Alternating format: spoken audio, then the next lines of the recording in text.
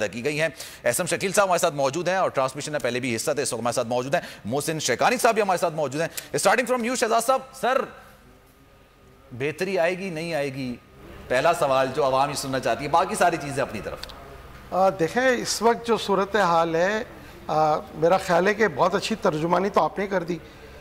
15-20 دن سے ہم بھی سن رہے ہیں کہ واقعی کچھ ہونے جا رہا ہے، لیکن ابھی جو بجٹ پیش کیا گیا ہے اس میں ماں سوائے کچھ چیزوں کے کوئی ایسا ریلیکس نہیں ہوا کہ بھئی آٹا 85 روپے کلو تھا 35 روپے یا 40 روپے کلو ہو گیا، چینی جو ہے وہ 50 روپے کلو ہو گئی۔ ایسی کوئی چیزیں نہیں آئی جو عوام کو ڈائریکٹلی جس کا فائدہ پہنچے۔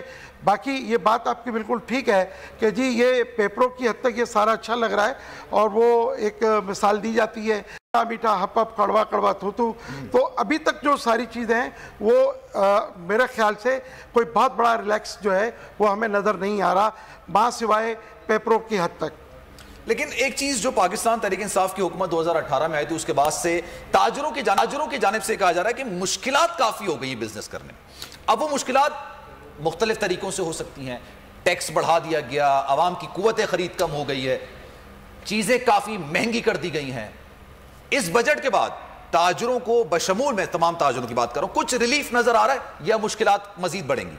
دیکھیں اس میں کچھ سیکٹر کو تو جس کے ہم کہہ سکتے ہیں کچھ ایکسپورٹس والے جو حضرات ہیں ان کو بہت اچھا لگ رہا ہوگا اور وہ کر بھی رہے ہیں اور ان کی انڈسٹری گروتھ بھی کر رہی ہے، لیکن اگر اگر آپ پاکستان کی تمام معیشت کو اگر دیکھیں تو جو 2017-18 کے اگر آپ فیگرز دیکھ لیں ٹیکسز کے حوالے سے، ہمارے ساتھ موجود رہے گا، صاحب نے ہمیں جوائن کیا، ان سے مزید بات کریں گے۔ شیخ صاحب بجٹ پیش کر دیا گیا،